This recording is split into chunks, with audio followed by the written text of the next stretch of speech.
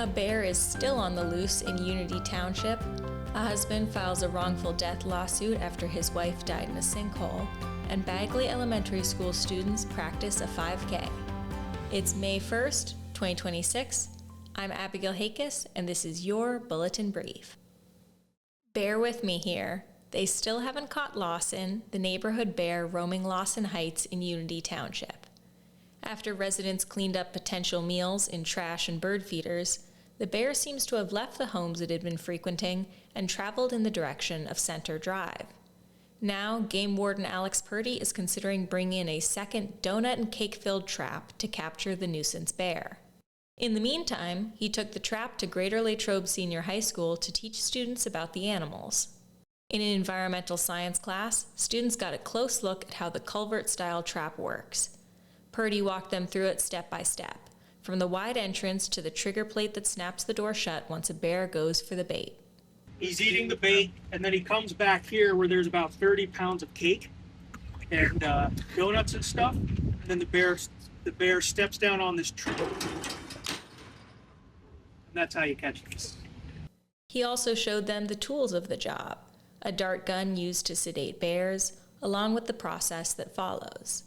After a bear is tranquilized, wardens check to make sure it's fully out before tagging its ears, tattooing an ID number, and sometimes removing a milk tooth to determine its age. Students also got a chance to see real artifacts, including a taxidermied bear, a skull, a tracking collar, and the milk tooth. The goal? Give them a clearer picture of how wildlife management works in the field, especially when it plays out close to home. In local news, the husband of a Unity Township woman who died after falling into a sinkhole is now taking legal action. Kenneth Pollard has filed a lawsuit against both the owner of Monday's Union Restaurant and U.S. Steel, the company tied to the abandoned mine beneath the restaurant. His wife, Elizabeth Pollard, went missing in December 2024 while searching for her cat. After an extensive multi-day search, she was found dead, having fallen into a sinkhole behind the restaurant. The lawsuit claims the property was unsafe, alleging both the restaurant owner and U.S. Steel failed to maintain the area and address known risks tied to historic mining. Pollard's attorneys argue the tragedy was preventable and are seeking to hold those responsible accountable for negligence and wrongful death. In a statement, U.S. Steel said it is now reviewing the lawsuit.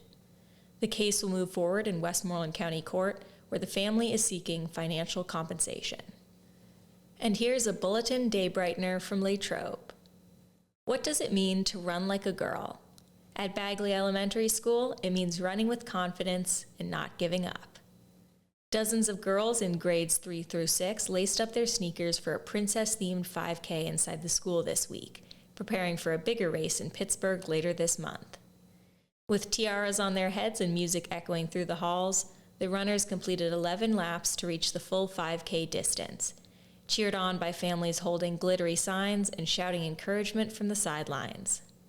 The event is part of a program done by Girls on the Run and Heart and Soul, focused on building confidence, friendships, and self-acceptance. Coaches say it's not about who finishes first, it's about making it to the finish line. Along the way, runners earned silver and pink wands and plenty of motivation.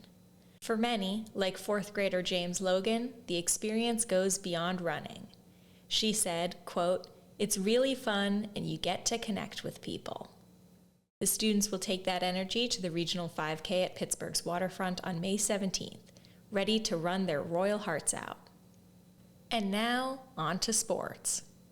The Westmoreland County Old Timers Baseball League kicked off its 2026 season this weekend, but weather quickly derailed things. Despite heavy rain moving through the area Saturday morning, the league did manage to complete 2 of 4 scheduled games, with one halted and another postponed. At Shrum Field, Senator Pro Cairo rallied from an early deficit to defeat Bowman Surveying 9-5 in a rain-shortened game. Senator piled up 14 hits in under 5 innings to secure the win. Meanwhile, at Johns Field, Dino's Sports Lounge broke things open with a 9-run inning and cruised to a 12-3 victory over Hartman Graziano Funeral Home. The league features 8 teams and will play a 14-game schedule across multiple local fields. Stay tuned for more. Here's a look at today's local sports schedule. Greater Latrobe Track and Field is competing in an invitational at Pine Richlands starting at 9:45 a.m. Greater Latrobe Softball is at home against Norwin with a 3:30 first pitch. Both Ligonier Valley and Dairy Area Track and Field head to Altoona for a 12:30 meet, while the Trojans baseball team is on the road at Franklin Regional at 4 p.m. Dairy Area Softball hosts Greensburg-Salem at 4:30, and the Rams softball team is home against Deer Lakes at 5:30. In Latrobe Dairy Area Teener League action, VFW takes on Cooperstown at 7:30. And in Latrobe Little League, the Pirates face the Red Sox at 7 p.m. Thanks for tuning in. You can check out more local headlines in our print edition, on our website at latrobebulletinnews.com, and on social media at Latrobe Bulletin. I'm Abigail Hakis, and this has been your Bulletin Brief.